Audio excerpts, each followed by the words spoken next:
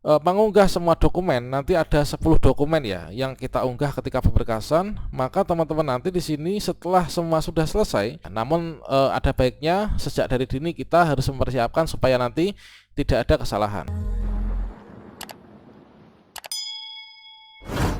Tentunya saat ini bagi teman-teman yang sudah dinyatakan lulus seleksi P3K Kru 2022, di sini kita menantikan bersama ya, yaitu pengumuman kelulusan Pascasangka tanggal 9 sampai dengan tanggal 10 April 2023. Nanti kita muncul link untuk mengisi daftar riwayat hidup. Nah, di sini nanti untuk mengisi daftar riwayat hidup dan juga pemberkasan, ini tidak sekedar kita itu mengupload 10 berkas yang ada pada tab unggah dokumen ya.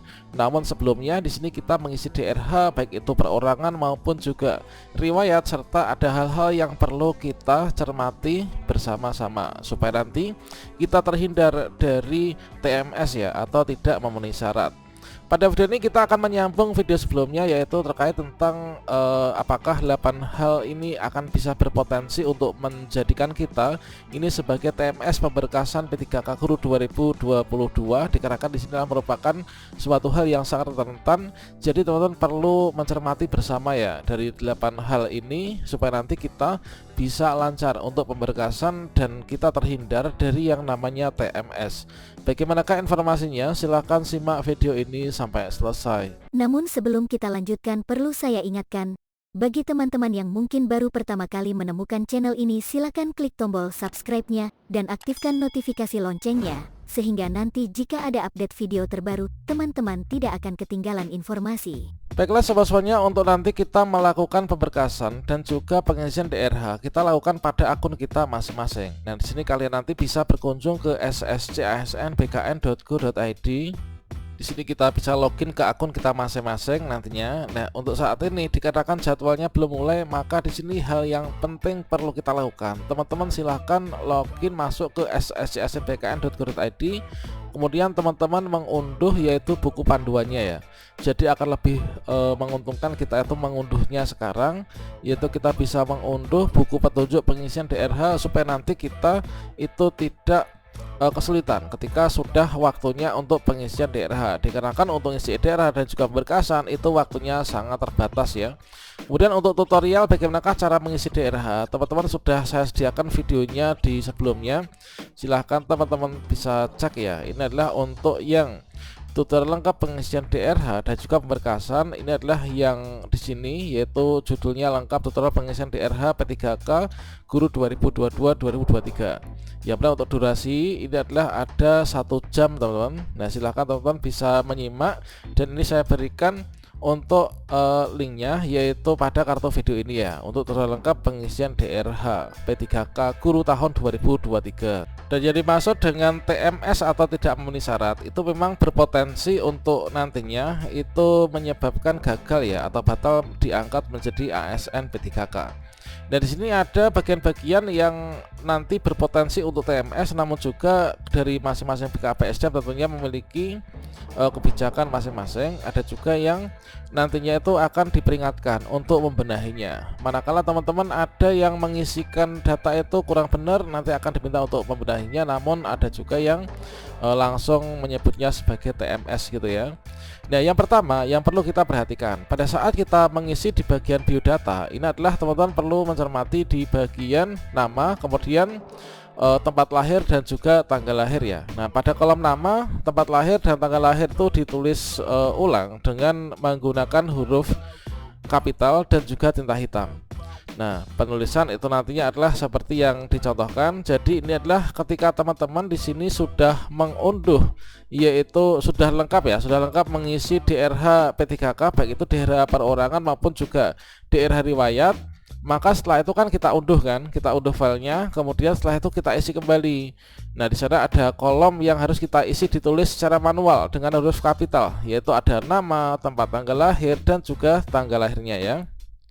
Nah, di sini sesuai dengan contohnya nanti teman-teman tulis dengan huruf kapital dan juga tinta hitam ya.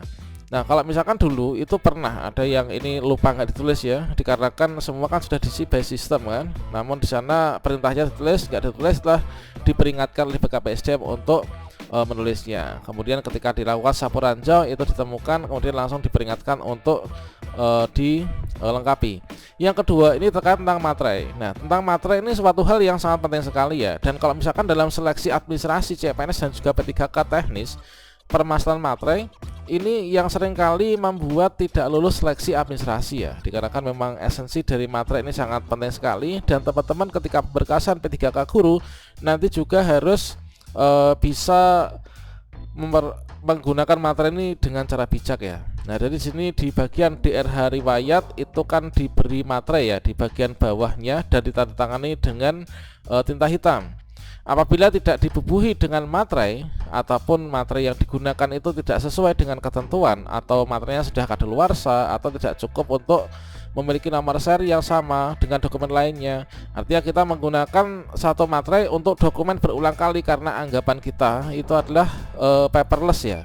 Itu teman-teman sebaiknya jangan seperti itu. Jadi kita sediakan satu dokumen itu satu materai yang berbeda. Dikarenakan apa? Dikarenakan itu semua itu bisa terdeteksi teman-teman. Jadi masing-masing materai itu memiliki nomor serinya. Maka di sini dokumen DRH ini harus diperbaiki kembali ya oleh peserta. Nah, ini adalah tidak fatal, jadi tidak berpotensi untuk TMS. Namun teman-teman perlu cermati dari dini untuk mempersiapkan segala sesuatunya. Kemudian yang ketiga, ini adalah terkait tentang tanda tangan teman-teman. Nah, apabila ini tidak ditandatangani, maka DRH itu dianggap tidak sah ya teman-teman, sehingga harus diperbaiki kembali.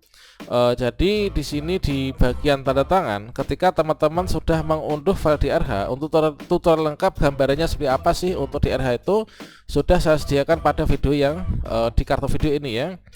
Nah, tanda tangan apabila tidak ditandatangani dari DRH itu, maka itu dianggap tidak sah dan itu harus diperbaiki kembali. Jadi di sini perlu diperhatikan.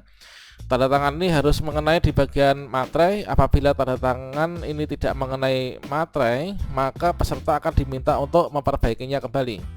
Kemudian letak tanda tangan dan materai ini tidak ditentukan, namun biasanya itu adalah posisi materai itu berada di sebelah kirinya kan dari tanda tangan, dan tanda tangan mengenai bagian materai. Jadi jangan sampai tidak terkena ya di bagian materainya.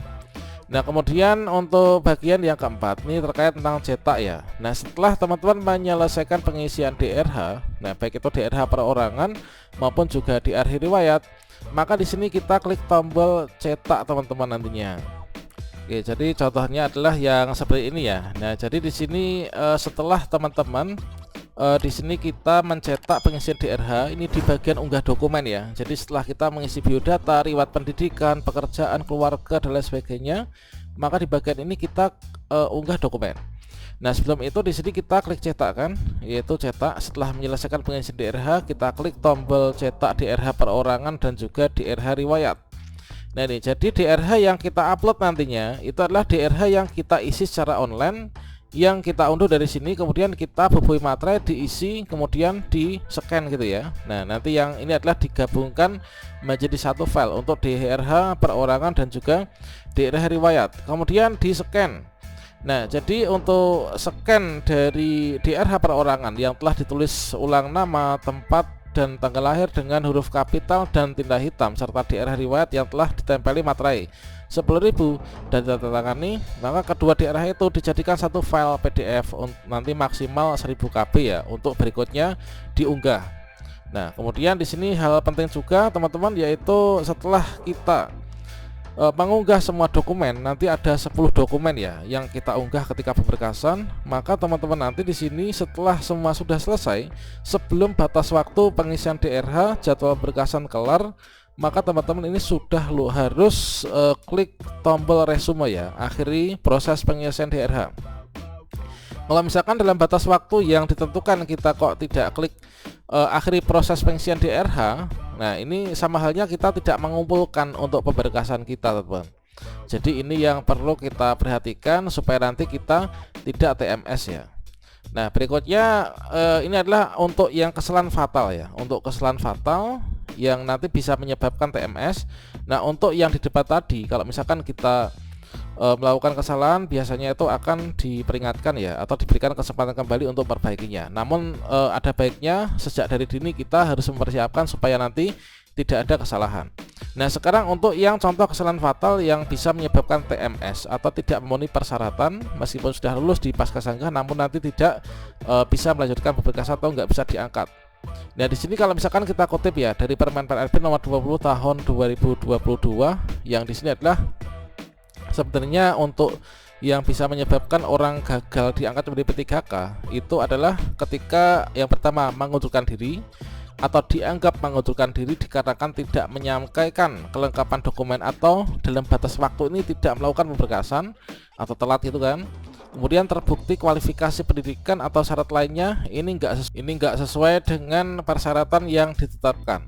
Nah, ini oleh Kemendikbudristek ya, atau meninggal dunia.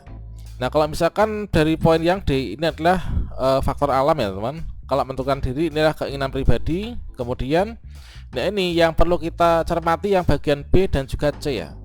Nah, kalau B ini kita solusinya itu adalah supaya nanti teman-teman memantau untuk jadwalnya. Nah, ini jangan sampai terlewat ya jadwal pengisian DRH nanti. Nah, kemudian yang biasanya fatal ini adalah yang ini, yaitu terbukti kualifikasi pendidikan atau persyaratan lainnya itu tidak sesuai. Maka kalau misalkan kenyataan seperti itu, maka di sini nanti pejabat pembina kepegawaian atau PPK ini harus mengumumkan untuk pembatalan kelulusan yang bersangkutan. Nah, apakah bisa kalau misalkan kita itu batal gitu ya atau TMS? Nah, di sini batal itu bisa. Contohnya, nah penyebab yang sangat sering muncul itu adalah yaitu batal untuk diangkat menjadi ASN P3K ketika pemberkasan atau yang menyebabkan TMS itu terbukti yaitu bahwa semua data itu misalkan ada yang keliru gitu ya, atau memang sengaja disamarkan teman-teman.